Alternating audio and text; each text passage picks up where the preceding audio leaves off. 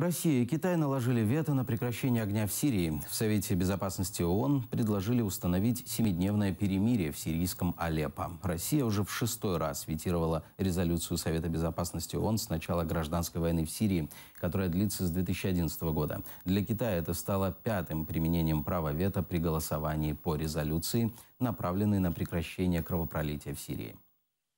Такі передишки. Як ми знаємо, такі передишки щоразу використовували бойовики для поповнення запасів та відновлення сил. Невже збереження їхнього контролю над кількома дільницями міста варте страждання тисяч людей?